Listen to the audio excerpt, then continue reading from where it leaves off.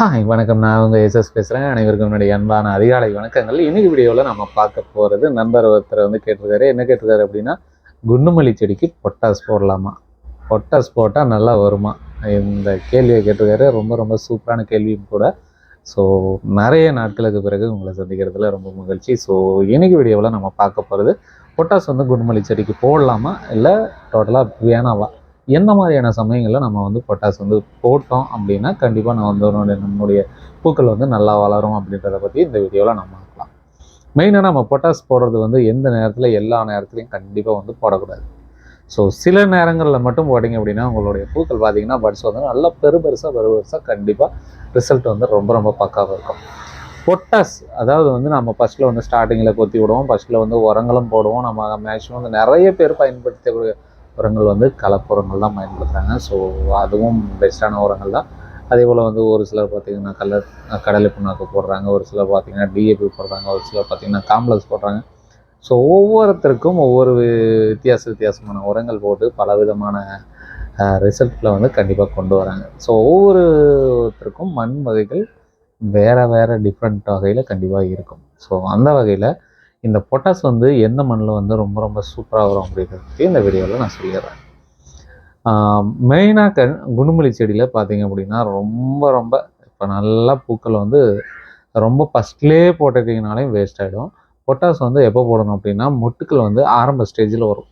மொட்டுக்கள் இப்போ ஒரு 20 டேஸ் கண்டிப்பாக கம்ப்ளீட் ஆகிருக்கு, மொட்டுக்கள் பட்ஸ் எல்லாம் கொஞ்சம் நல்லா பெருசாக இருக்குது அப்படின்ற பட்சத்தில் பொட்டாஸை லேசாக தூவி விட்டாலே போதும். அந்த பட்ஸு டோட்டலாக ரொம்ப ரொம்ப ரொம்ப ரொம்ப ரொம்ப ரொம்ப ரொம்ப பெருசாக நல்ல ஒரு க்ரோத் கண்டிப்பாக பொட்டாஸ்னால ஆகும்.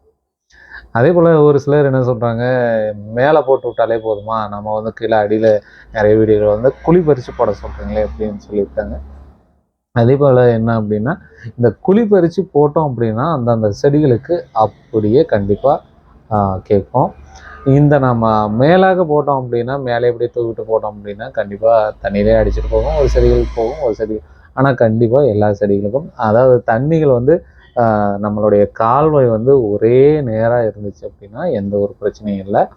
அதே போல் கால்வாய் மாறி மாறி மேடும் பள்ளமாக இருந்துச்சு அப்படின்னா கண்டிப்பாக உரங்கள் பள்ளமாகிற இடத்துல எல்லாமே போய் ஜாயின் ஆகும். அந்த செடியில் மட்டும் பூக்கள் ரொம்ப ரொம்ப நல்லா வரும்.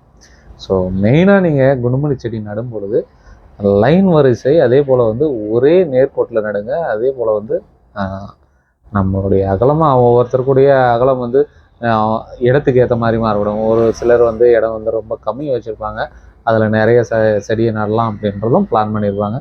ஒரு சிலர் நிறைய இடம் வச்சுருப்பாங்க, இடைவெளி கேப் நிறைய விடணும் அப்படின்னு எதிர்பார்ப்பாங்க. மேக்சிமம் ஒரு 4 அடி இருந்தாலே குண்டுமல்லி செடிக்கு போதுமானதுன்னு தான் நான் சொல்லுவேன். ஏன்னா நான் இப்போல்லாம் பார்த்தீங்க அப்படின்னா யாருமே ஆளே கிடைக்கிறதில்ல. ஆள் கிடைச்சாலும் பார்த்தீங்க அப்படின்னா எந்த பிரோஜனமும் இல்லை. யாரும் இந்த வேலைக்கு வர்றதே யாரும் கிடையாது. எல்லாமே ஏரி வேலைக்கு போகிறாங்களே தவிர யாரும் நம்மளுக்கு செடியை கொத்தணும் வாங்க அப்படின்னா கண்டிப்பாக வரவே மாட்டாங்க. ஸோ அது மெயின் விஷயம். அதனால் எல்லாருமே பவர் டில்லரை தான் கண்டிப்பாக வச்சுருக்காங்க. ஒரு சிலர் என்ன பண்ணியிருக்காங்க, நான் ஏற்கனவே பார்த்தீங்க அப்படின்னா பவர் டில்லர் ஏர் ஓட்டினதெல்லாம் உங்களுக்கு நான் பதிவிட்டிருக்கேன். ஸோ அந்த வீடியோவை பார்க்கணுன்னா பாருங்கள். அந்த பவர் டில்லரில் நம்ம உழுவணும், நல்லா கொத்தி விடணும், ஏற ஓட்டி விடணும் அப்படின்னா உங்களுக்கு ஒரே நேர்கோட்டில் இருந்தால் மட்டுமே ரொம்ப ஈஸியான வேலையாக சீக்கிரமாக முடியும். அதே போல் ஒரே நேர்கோட்டில் இல்லை அப்படின்னா நீங்கள் வளைச்செல்லாம் கண்டிப்பாக ஒட்டவே முடியாது. பவர் டில்லரில் ரொம்ப ரொம்ப ரிஸ்க்காக இருக்கும். அதே போல் நீங்கள் ஒரு 1/2 ஏக்கர் நீங்கள் ஓட்டுனீங்க அப்படின்னாவே அந்த மாதிரி இருக்கக்கூடிய செடிகள்லாம் நம்மளுக்கு ரொம்ப ரொம்ப வேலைகளோ அதிகமாக இருக்கும். ஹேண்ட்லாம் பார்த்தீங்க அப்படின்னா வைப்ரேஷன்லாம் ரொம்ப ரொம்ப கஷ்டமாகும். நீங்கள் ஒரு நாள் போய் படுத்திங்கன்னா எழவே முடியாது. ஸோ அந்தளவுக்கு ரொம்ப ரொம்ப கஷ்டமாக இருக்கும். அதனால் மேக்ஸிமம் செடிகளை ஒரே நேர்கோட்டில் நடுறது ரொம்ப ரொம்ப நல்லது.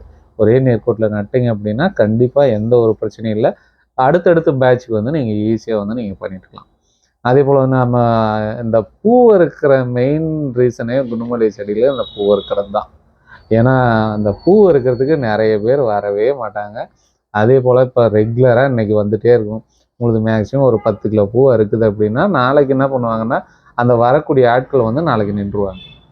ஸோ நின்றாங்கன்னா நாம் என்ன அந்த டைமுக்கு கண்டிப்பாக பூவை கொண்டு போகவே முடியாது. ஸோ அதனால் மெயினாக குண்டுமல்லி செடி வச்சுருக்கவங்களுக்கு நான் சொல்லக்கூடிய சஜஷன் என்ன அப்படின்னா, நீங்கள் உங்கள் வீட்டில் 4 பேரோ 5 பேரோ இருக்கிறீங்க அப்படின்னா உங்களால் எவ்வளோ முடியுமோ அதை நீங்கள் வந்து கண்டிப்பாக பயன்படுத்துறது நல்லது. அதுக்கு எவ்வளோ முடியுமோ, இப்போ ஒரு 100 செடியை கட் பண்ணி விட்டிங்கன்னா நீங்கள் ஒரு 5 கிலோ 6 கிலோ அறுக்கலாம் அப்படின்னா கண்டிப்பாக நீங்கள் அந்த மாதிரி நீங்கள் பயன்படுத்திக்கலாம். இல்லை என்னால் அவ்வளோலாம் பறிக்க முடியாது, கம்மியாக இருக்குன்னா அந்த மாதிரி கம்மியாக கட்டிங் பண்ணிக்கிறது வந்து ரொம்ப ரொம்ப நல்லது. நிறைய கட் பண்ணிவிட்டு கடைசியில் பூவே இறக்க முடியாது. என்ன சொல்கிறது, நாள் முழுக்கெல்லாம் அறுத்துருக்கிற நாட்கள் கண்டிப்பாக வந்து ரொம்ப ஈல்டு அதிகமாக வர நாட்கள்லாம் இந்த மாதத்தில் கண்டிப்பாக ஈல்டு வந்து குறைவாக தான் வரும். ஏன்னா பனி நேரங்களில் கண்டிப்பாக ஈல்டு வராது. ஸோ அதனால் இந்த ரொம்ப நாட்கள் வந்து ரொம்ப வேலை புழு இருக்கிற மாதிரி நிறைய நாள் பூரா பூ இருக்கிற மாதிரிலாம் தயவு செஞ்சு வச்சுக்காதீங்க. ஒரு 3 ஹவர்ஸ் காலையில் ஒரு 6 மணிலேருந்து ஒரு 9 மணி வரையும் 10 மணிக்கு மார்க்கெட்டுக்கு போயிடணும். அந்த மாதிரி கட் பண்ணி விட்டுருவாங்க. ரொம்ப ரொம்ப சுலபமான வேலையாக இருக்கும். உங்களுக்கு வருமானமும் வந்து ரொம்ப ரொம்ப நிறைய வரும். மந்த்லி நீங்கள் ஒரு 30,000, அதாவது நான் சொல்கிறது வந்து இதவே பிஸ்னஸாக பண்ணுறவங்களுக்கு நான் சொல்லலை, ஓரளவுக்கு நம்ம வரையும் செய்ய முடியும் அப்படின்றதுனால இந்த மாதிரி வச்சுன்னா கண்டிப்பாக நல்ல ஒரு ஈல்டு எடுக்கலாம். அதே போல் வந்து நல்ல ஒரு வருமானத்தையும் நம்மளால் பெற முடியும். ஸோ அதனால் குண்டுமல்லி செடி வச்சுருக்கவங்களுக்கு இந்த கண்டிப்பாக அதே போல் இந்த பொட்டாஸ் வந்து கண்டிப்பாக என்ன சொல்கிறதுனா கரெக்டாக அந்த பட்ஸ் கொஞ்சம் இப்போ ஒரு 10 டேஸ்க்குள்ளே நம்ம வந்து பூவை பறிக்க போகிறோம், ஃபஸ்ட்டு நம்ம பூவை பறிக்க ஸ்டார்ட் பண்ண போகிறோம் அப்படின்னா அந்த 10 டேஸ்க்கு முன்னாடி நீங்கள் பொட்டாஸை போட்டால் போதுமானது. அதுக்கு முன்னாடி போட்டிங்க அப்படின்னா நல்ல க்ரோத் ஆகும், நான் இல்லைன்னு சொல்லலை. இருந்தாலும் அப்போ நம்ம அந்த பட்ஸ் நல்லா பெருசாக வர்றதுக்கு பொட்டாஸ் போடுறது வந்து ரொம்ப ரொம்ப நல்லது. ஸோ அதனால் இதை பயன்படுத்தி பாருங்கள், ரிசல்ட்டு பக்காவாக இருக்கும். அதே போல் வந்து டிஏபி காம்ப்ளெக்ஸ் கண்டிப்பாக முதல்ல செடியை கிராப் பண்ணிவிட்டு ஃபஸ்ட்டில் தண்ணி கட்டிட்டு அதுக்கப்புறம் ஓட்டிட்டிங்க அப்படின்னா டிஏபி காம்ப்ளெக்ஸ் ப்ளஸ் வந்து கலப்புரங்களை பயன்படுத்துங்க, ரொம்ப ரொம்ப ரிசல்ட் நல்லா வரும்.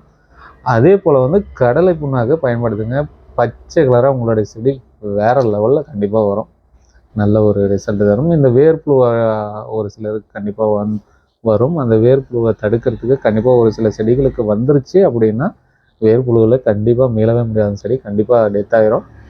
அதனால் வேப்ப புண்ணாக்கு கொஞ்சம் கொஞ்சம் லைட்டாக போடுறது வந்து வேர்ப்புழு தடுக்கிறதுக்கு நம்மளுக்கு ரொம்ப ரொம்ப ஈஸியாக இருக்கும் அப்படின்னே சொல்லுவேன். ஓகே, அடுத்த ஒரு சுவாரஸ்யமான வீடியோவில் உங்களை சந்திக்கும் முறை உங்களிடமிருந்து விடைபெறுவது உங்கள் எஸ்எஸ். நன்றி, வணக்கம்.